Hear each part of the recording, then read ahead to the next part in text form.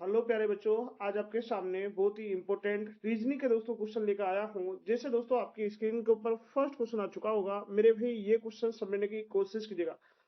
आप लोग को सभी के सभी दोस्तों को पता होगा कि वेन आरेख के क्वेश्चन प्रत्येक कंपटीशन के अंदर पूछे जाते हैं, और इस क्वेश्चन को दोस्तों हम लोग किस तरह करेंगे, आइए दोस्तों समझने की कोशिश कीजिएगा। सबसे पहले आप लोग सभी के सभी बच्चे मिलकर क्वेश्चन पढ़िएगा दोस्तों। ये इंपॉर्टेंट क्वेश्चन है, ये मैं आपके लिए समझा देता हूँ। बहुत शानदार क्वेश्चन है। वह आरेख चुनिए जो नीचे दिए गए वर्गों के बीच में संबंध सही रूप से निरूपित करता है। जैसे दोस्तों आपके सामने मिनट दे दी गई है, उसके बाद दोस्तों यहाँ क्या दे दिया गया है, महीना, और फिर दिन डाल दिया गया है। अब आप सभी के सभी दोस्तों को इतना तो ज्ञात होगा कि सबसे छोटा क्या होता है दोस्तों, बताइए। मिनट होती है। सबसे छोटा क्या होता है मेरे भाई, मिनट होती है। और मिनट से बड़ा क्या होता है, बताइए दोस्तों, दिन होता है। मिनट से बड़ा क्या होता है मेरे भाई, दिन होता है। और सब दिनों का से मिलकर फिर हमारा क्या बनता है, बताइए। आप कह रहे होंगे सर यहाँ पर महीना बन जाएगा, किस ऑप्शन में इस तरह डायग्राम बना रखा है। आप सभी के सभी दोस्त मिलकर बताइए, इस तरह डायग्राम आपके किस ऑप्शन में देख रखा है दोस्तों, सी ऑप्शन में दे रखा है। यही दोस्तों इस क्वेश्चन का फाइनल आंसर है। हम लोग दोस्तों नेक्स्ट क्वेश्चन की ओर बढ़ते हैं। जैसे कि दोस्तों आपके सामने आ चुका होगा, आप प्रत्येक दोस्त समझने की कोशिश कीजिएगा। आज बहुत बेहतरीन तरीके से दोस्तों मैं इस क्वेश्चन को समझाऊंगा, जैसे कि आपको दोस्तों प्रत्येक दिन में समझाता आ रहा हूँ। आप लोग दोस्तों नए हैं तो वीडियो को दोस्तों लाइक कीजिए, दोस्तों चैनल को सब्सक्राइब कीजिए और बेल आइकन को भी दबाइए। देखिए, वह आरेख चुनिए जो नीचे दिए गए वर्गों के बीच में संबंध सही रूप से निरूपित करता है। जैसे मेरे दोस्त यहाँ कार है आपके सामने। कार के बाद दोस्तों आपको पता होगा लकड़ी डाल रखी है, और लकड़ी के बाद दोस्तों यहाँ चूहा डाल रखा है।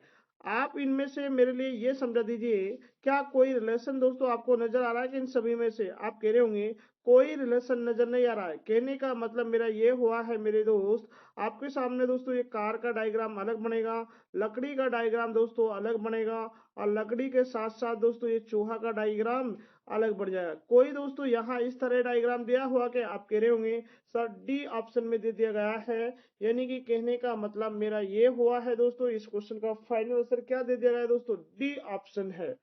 चलिए मेरे दोस्त हम लोग बढ़ते हैं नेक्स्ट क्वेश्चन की ओर। ये समझिए क्वेश्चन में क्या बोल दिया गया है, वे देखिए। वह आरेख चुनिए जो नीचे दिए गए वर्गों के बीच में सही संबंध निरूपित करता है।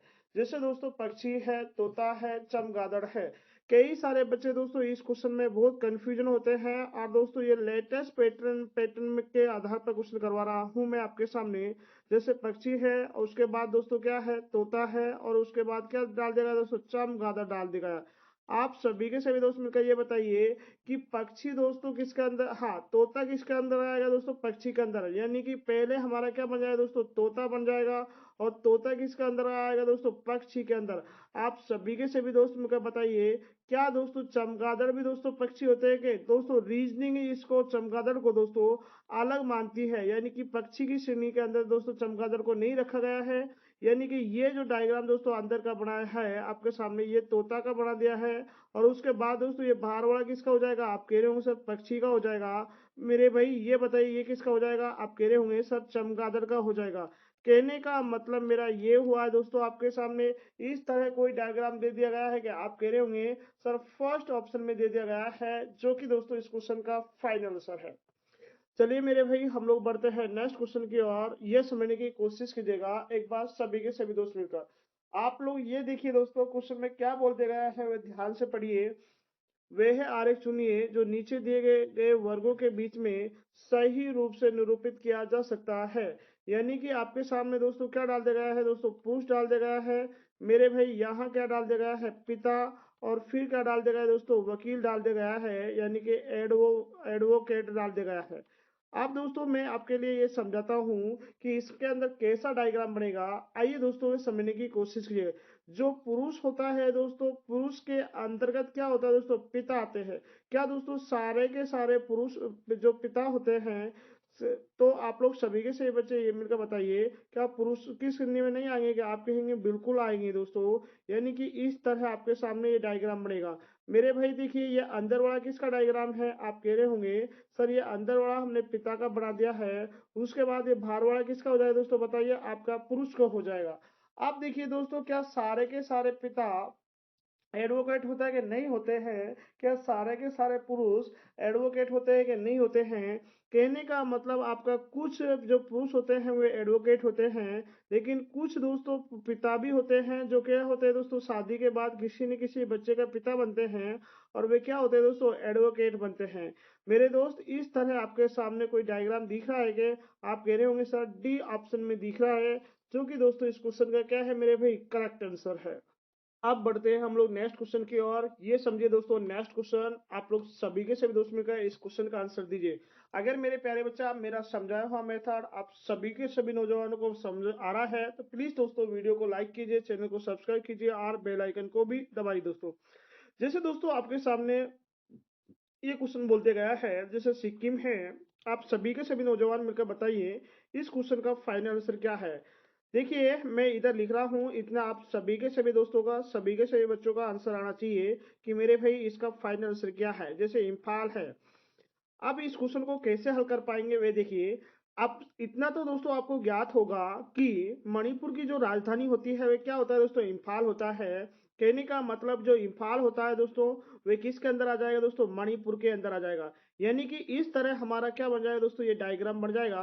उसके बाद दोस्तों सिक्किम एक अलग से राज्य होता है, यानी कि ये दोस्तों कौन सा राज्य है दोस्तों सिक्किम राज्य है।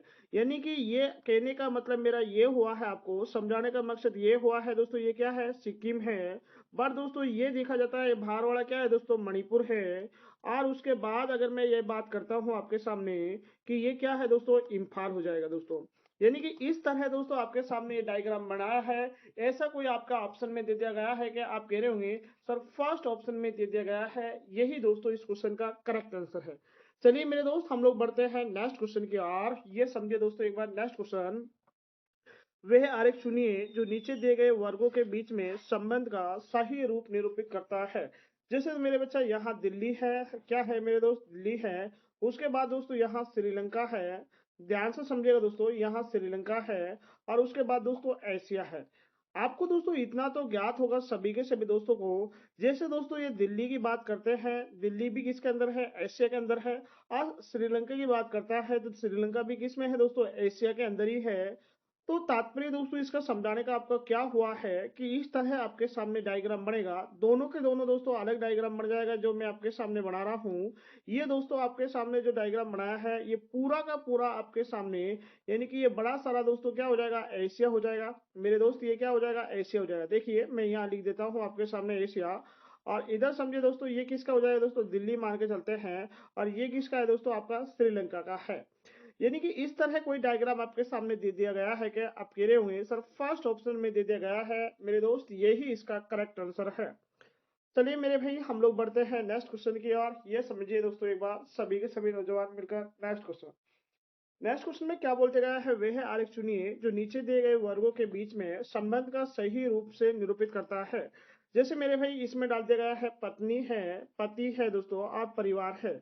आपको दोस्तों इतना ज्ञात होगा कि जैसे पति है और पत्नी है ये एक परिवार का ही हिस्सा होता है। तो अगर परिवार का हिस्सा होता है तो डायग्राम हम लोग कैसे बना पाएंगे। यानी कि एक दोस्तों आपको पता होगा पति का जो जेंडर होता है वह अलग होता है, बट पत्नी का जेंडर भी दोस्तों क्या होता है अलग ही होता है दोस्तों। पत्नी का जेंडर भी क्या होता है मेरे भाई अलग होता है। लेकिन दोस्तों ये दोनों मिलकर एक परिवार से जुड़े हुए होते हैं, एक परिवार के अंदर ही होता है। इस तरह आपके सामने दोस्तों ये डायग्राम बन जाएगा। आप कह रहे होंगे ये बाहर वाला डायग्राम किसका है, मेरे दोस्त ये परिवार का है। उसके बाद दोस्तों ये किसका डायग्राम है, आप कह रहे होंगे सर ये पति का है। मेरे बच्चा ये किसका है, आप कह रहे होंगे सभी के सभी भाई मिलकर ये पत्नी का है। इस तरह दोस्तों आपके सामने कोई डायग्राम दिया हुआ है क्या, आप कह रहे होंगे फर्स्ट ऑप्शन में दे दिया गया है, यही दोस्तों इसका करेक्ट आंसर है। हम लोग थोड़ा आगे बढ़ते हैं और आगे समझने की कोशिश करते हैं। ये देखिए दोस्तों आपके सामने बहुत बेहतरीन क्वेश्चन है। क्वेश्चन पढ़िए आप लोग गहराई से। वह आरेख चुनिए जो नीचे दिए गए वर्गों के बीच में संबंध का सही रूप से निरूपित करता है। जैसे संचार है, टेलीफोन है, पात्र है दोस्तों पत्र है। आपको दोस्तों इतना तो ज्ञात होगा जैसे ये संचार मान के चलता हो दोस्तों संचार, और दोस्तों ये टेलीफोन है, इन दोनों में कोई रिलेशन है दोस्तों संचार और टेलीफोन में। आप कह रहे होंगे बिल्कुल दोस्तों कुछ न कुछ रिलेशन है। देखिए जो संचार के जो साधन होते हैं वे टेलीफोन भी दोस्तों संचार का साधन होता है। और पत्र भी दोस्तों किसका संचार क्या किसका साधन होता है दोस्तों संचार का साधन होता है। तो इसका अगर हम लोग डायग्राम बनाते हैं दोस्तों, इस तरह आपके सामने डायग्राम बनेगा, यानी कि ये टेलीफोन आ जाएगा दोस्तों आपका। ये क्या आ जाएगा मेरे बच्चा? टेलीफोन आ जाएगा। और ये किसका आ जाएगा दोस्तों? ये पत्र का आ जाएगा दोस्तों। और ये सभी के सभी मिलकर दोस्तों किसका, हाँ, किसका माध्यम है दोस्तों? एक संचार का माध्यम है। इस तरह आपके सामने वेन आरेख बनेगा। और इस तरह कोई वेन आरेख डाल दिया गया है कि आप कह रहे होंगे सर फर्स्ट ऑप्शन में डाल दिया गया है मेरे बच्चा, यही हमारा क्या है, इसका करेक्ट आंसर है। चलते हैं हम लोग थोड़ा आगे नेक्स्ट क्वेश्चन की ओर। ये देखिए दोस्तों, वह आरेख चुनिए जो नीचे दिए गए वर्गों के बीच में संबंध का सही रूप से निरूपित करता है। जैसे मेरे बच्चा व्रत है, मैं इधर समझाता हूँ दोस्तों। जैसे यहाँ व्रत डाल दिया गया है, और जैसे मेरे भाई यहाँ त्रिभुज है। आगे देखिए दोस्तों, ये चतुर्भुज है, जैसे आपके सामने चतुर्भुज है। अब इनको हम लोग कैसे समझ पाएंगे? वे देखिए, आपको इतना ज्ञात होगा दोस्तों, व्रत का सिंबल ये होता है दोस्तों, इस तरह बनाते हैं व्रत। त्रिभुज दोस्तों इस तरह बनाते हैं, और चतुर्भुज दोस्तों इस तरह बनाते हैं। यानी कि एक आयत भी दोस्तों अपने आप में क्या होता है? चतुर्भुज होता है। आपको दोस्तों यानी कि चार भुजा से घिरी हुई आकृति को जो क्या कहा जाता है दोस्तों? चतुर्भुज कहा जाता है। आप लोग ये बताइए दोस्तों, सभी के सभी बच्चे मिलकर, यहाँ दोस्तों तीनों में कोई रिलेशन मिल रहा है क्या? आप कहेंगे बिल्कुल कोई रिलेशन नहीं मिल रहा है। तो कोई रिलेशन नहीं मिल रहा है, इसका मतलब ये हुआ है ये तीनों के तीनों क्या है दोस्तों? अलग अलग है।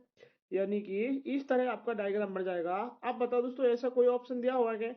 आप कह रहे होंगे यहाँ डी ऑप्शन दे दिया गया है मेरे भाई, यही फाइनल आंसर है। इस क्वेश्चन का फाइनल आंसर क्या है मेरे दोस्त? डी है।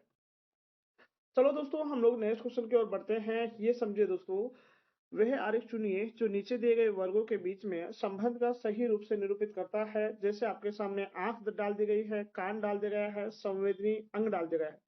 एक बात मैं आपके लिए समझा देता हूँ मेरे दोस्त। जैसे यहाँ आंख है, मैं एक बार आपके लिए इधर लिखता हूँ, आंख है, कान है, और क्या है? संवेदी अंग है। एक बात मैं आपके लिए समझाने की क्या कोशिश कर रहा था, वे मैं अभी आपके सामने बात करता हूँ, रखता हूँ आपके सामने बातें। जो ये संवेदी जो अंग है ना दोस्तों, इसके अंतर्गत क्या क्या आता है? एक आपका कान आ जाएगा दोस्तों, एक आपका दोस्तों यहाँ पर कान जी आँख आ जाएगी, एक यहाँ पर दोस्तों आपका नाक आ जाएगा, और एक आपका यहाँ पर जीभ आ जाएगी। और दोस्तों ये संवेदी अंग के अंदर ही आपका क्या आता है? वे में त्वचा भी दोस्तों संवेदी अंग के। यानी कि कहने का मतलब पांच दोस्तों आपका क्या होता है? संवेदी अंग होते हैं, जो मैंने आपके सामने यहाँ बनाया है। ये पांचों के पांचों किसके अंग है दोस्तों? संवेदी अंग के हैं। तो अगर मैं इसको आपके लिए समझाने की कोशिश करता हूँ कि जैसे आंख है, कान है, संवेदी अंग है, इनका जो वेन आरेख बनेगा मेरे दोस्त, वो इस तरह बनेगा। ये जो आपके सामने ये आंख बना दी है, ये क्या बना दिया दोस्तों? कान बना दिया है। और ये सभी के सभी दोस्तों किसके अंदर आएगा दोस्तों? संवेदी अंग के अंदर आएगा। यानी कि इस तरह दोस्तों आपके सामने बना दिया गया होगा वेन आरेख। कोई नहीं कोई दोस्तों आपको ऑप्शन मिल रहा होगा, आप कह रहे होंगे सर फर्स्ट ऑप्शन में ही डाल दिया गया है। अब बताइए दोस्तों, ये किसका डायग्राम था? ये आपका आंख का डायग्राम है। और मेरे बच्चा ये किसका है? आप कह रहे होंगे सर ये कान का है। मेरे दोस्त ये किसका है? ये संवेदी अंग का है, जो आपके सामने बड़ा सारा बना दिया गया है। तो हम लोग बढ़ते हैं ये नेक्स्ट क्वेश्चन की ओर। ये पढ़िए दोस्तों, इस क्वेश्चन को आप लोग गहराई से समझने की कोशिश कीजिएगा। वह आरेख चुनिए जो नीचे दिए गए वर्गों के बीच का संबंध का सही रूप से निरूपित करता है। जैसे आपके सामने फल, सेब, गाजर डाल दिया गया है। अब इसको हम लोग कैसे बना पाएंगे, वे समझने की कोशिश कीजिएगा। यहाँ देखिए सेब है, यहाँ देखिए दोस्तों फल है, और इधर दोस्तों किसका है? गाजर का है। गाजर का है। इनमें से दोस्तों कोई रिलेशन नजर आ रहा है क्या आपको दोस्तों? देखिए, आप कह रहे हो सर गाजर एक अलग अलग शब्द होता है, फल एक अलग है, सेब सेब फली होता है। यानी कि आपका जो डायग्राम बनेगा दोस्तों, वेन आरेख बनेगा, वो इस तरह बन जाएगा। यानी कि ये बाहर वाला किसका है? बताइए दोस्तों आप लोग। आप कह रहे होंगे सभी के सभी बच्चे मिलकर सर ये फल का हो जाएगा। उसके बाद ये किसका है? आप कह रहे होंगे सर ये सेब का हो जाएगा। और यहाँ दोस्तों जो आपकी गाजर हो जाएगी दोस्तों, वे अलग से ही हो जाएगी। यानी कि ये डायग्राम किसका है दोस्तों? आपका गाजर का है। इस तरह आपके सामने वेन आरेख बनेगा।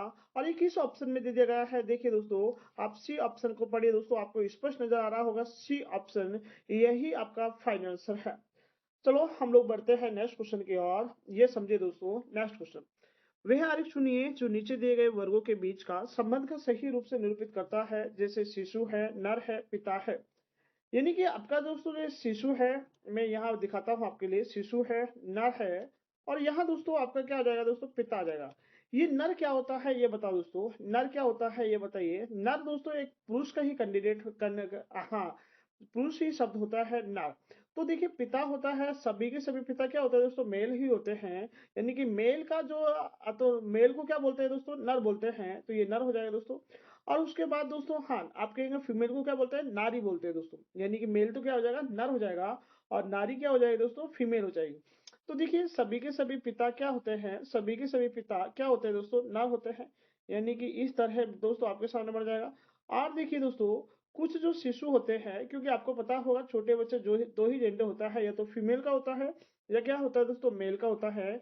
तो ये जो दोस्तों ये नर है, यानी कि बड़ा होकर जो बच्चा होता है वह नर बनता है, यानी कि कुछ ही तो शिशु होते हैं जो नर होते हैं, बाकी कई कई ऐसे बच्चे होते हैं जो आगे आगे चल के दोस्तों बड़े होकर महिला का रूप धारण करते हैं। यानी कि इसके अंदर से दोस्तों कुछ हिस्सा ये जो नर का है, कुछ हिस्सा दोस्तों किसका जाएगा दोस्तों, आपका नर का हिस्सा जाएगा। इस तरह दोस्तों आपके सामने वेन डायग्राम बनेगा। बताओ आपके सामने कौन सा डायग्राम करेक्ट लगाते हैं हम लोग। देखिए इसका जो फाइनल आंसर हो जाएगा मेरे भाई, किसका हो जाएगा दोस्तों, सी ऑप्शन हो जाएगा, जो कि इसका करेक्ट आंसर है। आगे चलते हैं हम लोग थोड़ा सा नेक्स्ट क्वेश्चन की ओर। ये समझे दोस्तों, ये बहुत शानदार क्वेश्चन है दोस्तों। इस क्वेश्चन को दोस्तों आप लोग स्वयं करने की कोशिश कीजिएगा दोस्तों, और नीचे कमेंट्स बॉक्स में लिखना है कि मेरे भाई इसका फाइनल आंसर क्या है। मैं थोड़ा आगे समझाता हूँ दोस्तों। ये देखिए दोस्तों, आप लोग सभी के सभी बच्चे मिलकर ये क्वेश्चन का आंसर कैसे निकाल पाएंगे। देखिए, वह आरेख चुनिए जो नीचे दिए गए नीचे दिए गए वर्गों के बीच का संबंध का सही रूप से निरूपित करता है। कछुआ है दोस्तों, स्तनपायी है दोस्तों, उभयचर है। अब आप लोग सभी के सभी बच्चे मिलकर बताओ ये किसके अंदर आएगा। ये देखिए दोस्तों, आप लोग सभी के सभी बच्चे मिलकर, क्या कछुआ दोस्तों उभयचर की श्रेणी में आता है क्या? हाँ बिल्कुल आता है, कछुआ दोस्तों उभयचर की श्रेणी में आता है। और स्तनपायी होता है क्या दोस्तों कछुआ, ये बताइए दोस्तों आप लोग सभी के सभी बच्चे। नहीं, स्तनपायी दोस्तों एक अलग शब्द होता है, यानी कि कछुआ स्तनपायी की श्रेणी में नहीं आता है। यानी कि सबसे पहले दोस्तों आपका क्या क्या आ जाएगा दोस्तों, कछुआ आ जाएगा। सबसे पहले क्या आ जाएगा मेरे भाई, कछुआ। और कछुआ दोस्तों किसकी श्रेणी में आता है दोस्तों, उभयचर की श्रेणी में आता है। और स्तनपायी दोस्तों अलग होता है दोस्तों, यानी कि कछुआ दोस्तों डायरेक्ट बच्चा, स्तनपायी क्या होता है दोस्तों, स्तनपायी उसे कहा जाता है जो डायरेक्ट बच्चा देता है, अंडा नहीं देता है, उसे क्या कहा जाता है, स्तनधारी कहा जाता है, यानी कि स्तनपायी कहा जाता है। आप बताओ दोस्तों, क्या कछुआ दोस्तों बच्चा देता है कि डायरेक्ट नहीं दोस्तों, वे क्या देता है, अंडा देता है दोस्तों, इसलिए उसको स्तनपायी की श्रेणी के अंदर नहीं रखा गया है। इस तरह आपका कोई डायग्राम बनेगा, दिया गया है क्या, आप कह रहे होंगे सर सी ऑप्शन दे दिया गया है, जो कि दोस्तों इस क्वेश्चन का करेक्ट आंसर है।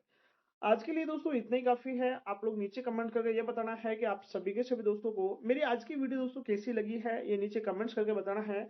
आज के लिए इतना ही काफी है, हम लोग फिर मिलते हैं नेक्स्ट वीडियो में। जब तक के लिए बाय बाय, टेक केयर, जय हिंद, जय भारत।